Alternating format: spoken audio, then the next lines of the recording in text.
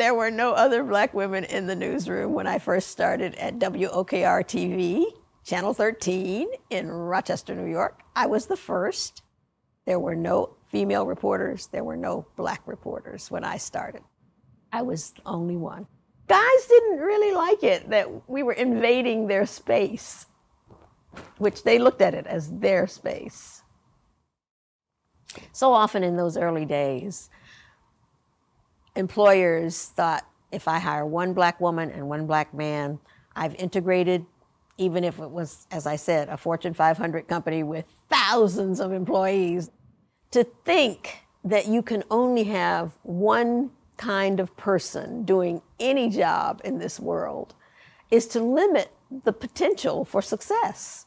Let's go back to the time when it was only white males.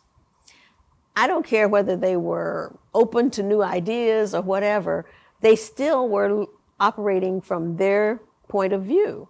When you bring in people from the different communities and bring in people with new ideas, you get a better product.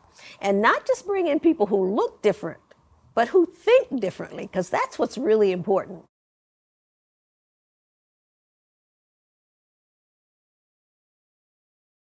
I think the one that I talk about most often is the one for which I won my first Emmy Award.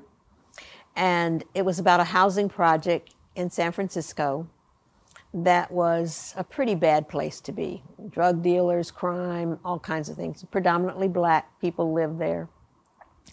And there was a garbage strike. This was back in the early 80s.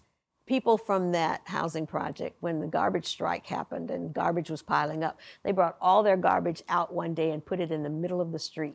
They blocked the traffic, you know, the cops were called, and I was sent to cover that story. And while I was covering that story, one of the women who lived there came over to me and she said, "Yeah, now you news people, you TV people come here when we put the garbage in the street. Why don't you come over here every day and see there's garbage here all the time, whether there's a strike or not?"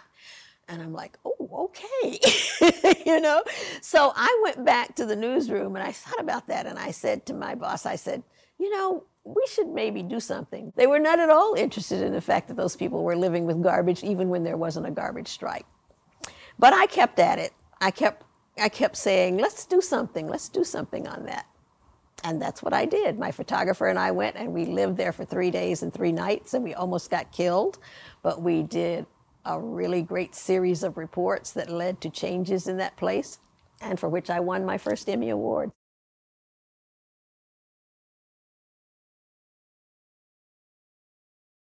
I think one of the main things that journalists could do to repair the relationship between the black community in general and police officers in general is to, first of all, stop covering it like it's a football game. You know, it's automatically you're making it adversarial when you cover it like that.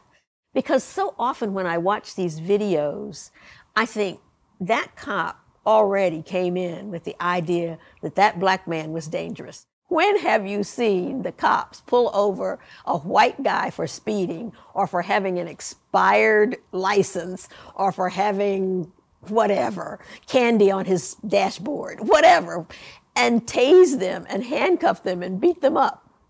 I don't remember seeing that. I'm sure it has happened, but I don't see that often. But I see almost every day a black man being pulled over for something so minor.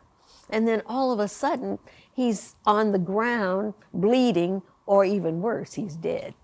They don't tend to look at us as real people. So it's easier for them to see us as animals that need to be controlled.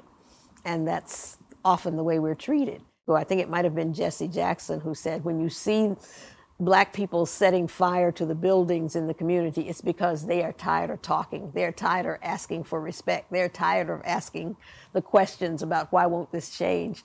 That's the way they get your attention. And it's unfortunate that we've come to that point and have been at that point for a long time, and it seems to be getting worse, where that's the only way you can get the attention.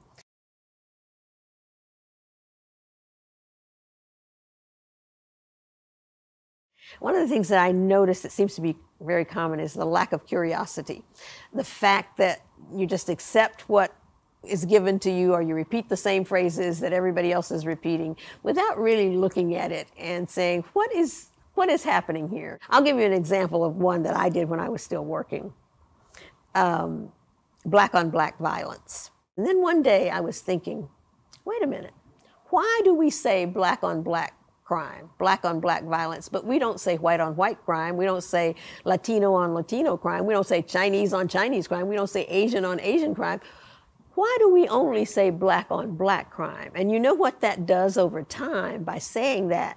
It makes us different in a more violent, more pathological way, because other people don't kill each other like black people do. Well, that's not true. Other people do kill each other. You know, if you just say black on black crime, black on black violence, then people tend to think of only black people as violent. Everybody's violent. If we're just going to go in and tell the same story that's been told all along, then what's the point of our being there? There's no point in diversity if you aren't bringing in any diversity with you. So that's what I would hope that young journalists look at and say, what can I do when I get there, when I get this job that I've been wanting for so long, when I finally get hired, what are you going to do with it?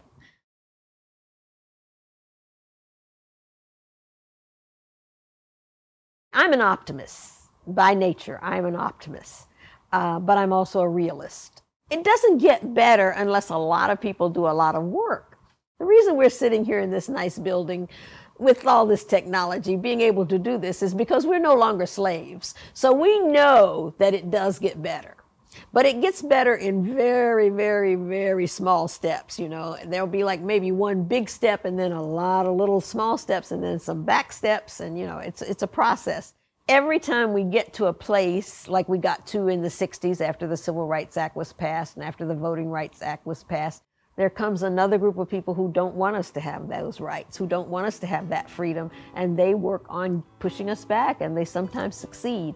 But I do know, since I've already lived 75 years, that even when I didn't think things were going to change and get better, they did.